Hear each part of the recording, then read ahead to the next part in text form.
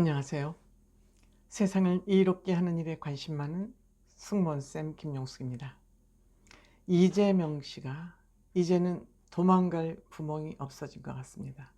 피할래야 피할 수 없을 것 같습니다. 만약 지금 검찰에서 조사 중인 사건들이 진실로 밝혀진다면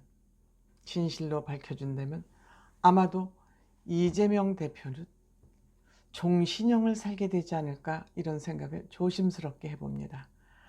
죄명이 하도 많고 지금 검찰 수사가 6가지 큰 죄목으로 지금 수사 중에 있지 않습니까? 근데 이것이 다 그동안 이리저리 다 빠져나가고 민주당은 당 차원에서 검찰의 압수수색을 거부하고 지금 여의도가 난장판입니다. 이재명 대표 한 사람으로 인해서 민주당은 지금 쑥대밭이 되고 있는 중입니다. 그럼에도 이재명 대표를 지키겠다고 그 국민들의 대표로 뽑힌 금bad지들이 마치 하수인 노릇을 하는 것 같은 그런 모습을 보여주고 있습니다. 결정적인 한 방이 없었습니다. 그런데 지금부터는 사정이 달라진 것 같습니다. 누구 때문에? 유동규 씨라고 아시죠? 대장동 사건의 핵심 인물로 떠올라서 작년에 구속이 돼서 1년 동안의 구속기간 만료로 21일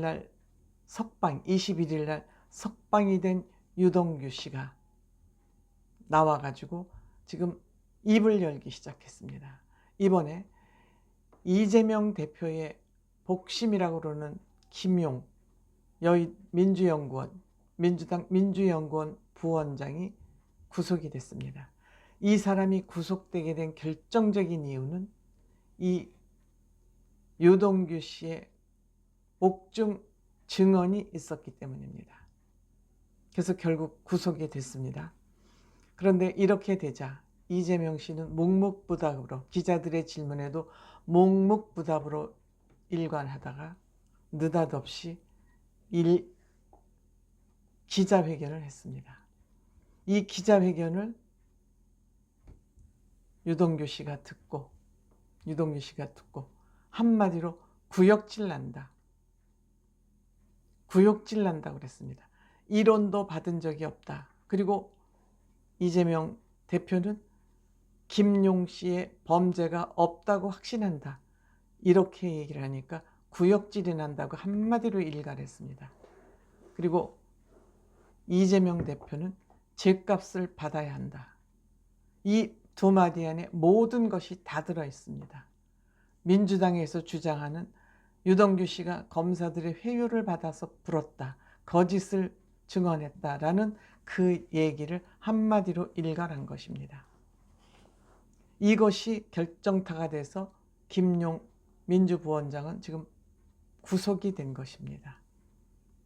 그리고 이 유동규 씨는 작심을 하고 기자들하고 지금 인터뷰를 하기 시작했습니다.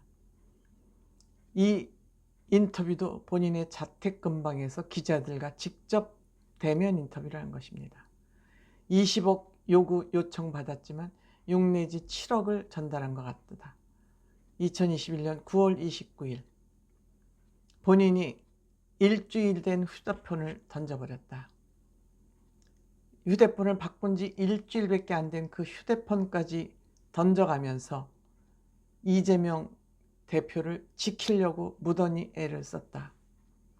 그런데 감옥에 있으면서 1년 동안 명상도 하고 책도 읽고 하면서 이제 내 정신이 제대로 돌아온 것 같다는 그런 얘기죠.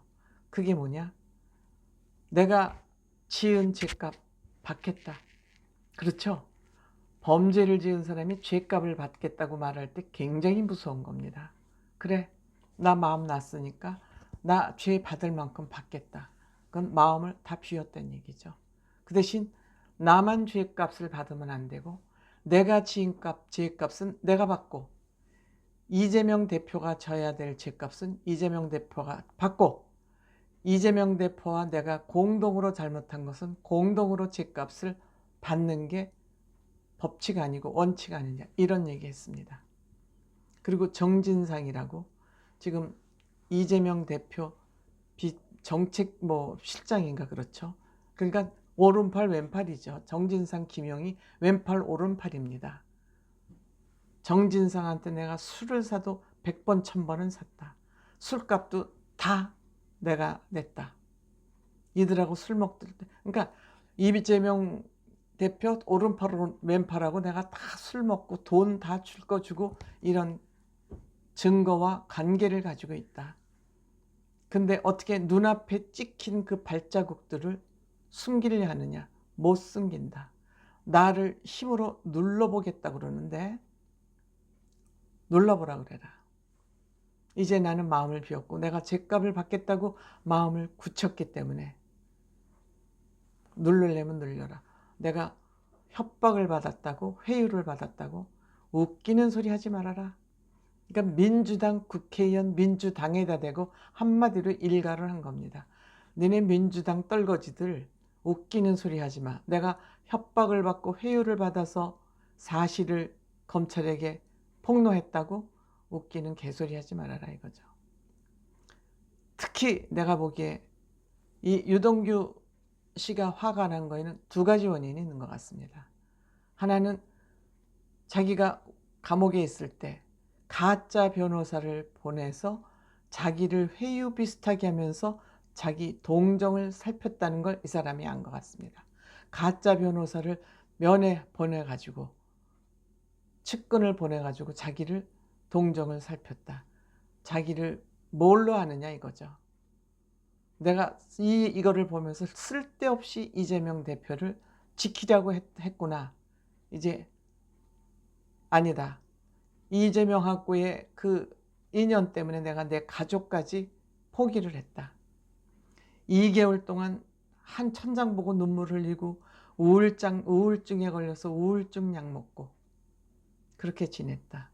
근데 이제는 숨길 수 없는 시작이다.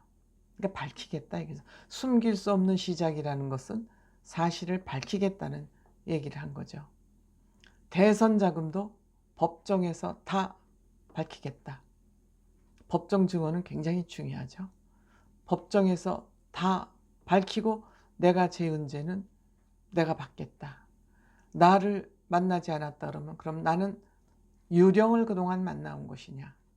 유령을 만나온 것이냐. 그리고 정진상이나 김용은 300만 원짜리 봉급쟁이였다. 그렇지만 나는 1000만 원짜리 봉급을 받았었다. 근데 300만 원짜리 봉급을 받는 사람들이 여의도로 이사 오면서 빚 없이 여의도로 이사를 가더라. 근데 검찰에서 내 재산 다 털어보니 내 재산 3천만 원이고 빚이 7천만 원이 있더라. 그러니까 자기는 이재명 대표의 왼팔 오른팔에 의해서 조종당하고 원숭이처럼 쇼를 한 사람에 지나지 않았다. 이런 생각을 가지고 있는 것 같습니다. 그래서 결정적으로 진실을 밝히기 시작한 폭로가 아니죠. 진실을 밝히는 걸 폭로라고 하면 안 되죠. 만약에 이 모든 것을 알고 있는 유동규 씨가 법정에서 모든 것을 진술할 경우 재판 과정에서 지금 옥중에 있으면서 계속 재판을 받아왔습니다. 지금은 석방이 됐기 때문에 바깥에서 재판에 참여하기 때문에 그 재판이 끝날 때마다 아마 그 재판 과정이나 유동규 씨의 심정들이 언론을 통해서 세상에 알려질 것 같습니다. 이렇게 될 경우 이재명 씨 그 규모나 만약 비리가 제대로 드러날 경우입니다. 가정. 그 비리의 규모나 비리의 죄의 종류, 숫자에 따라서 엄청난 벌을 받지 않을까 이렇게 생각이 됩니다. 고맙습니다.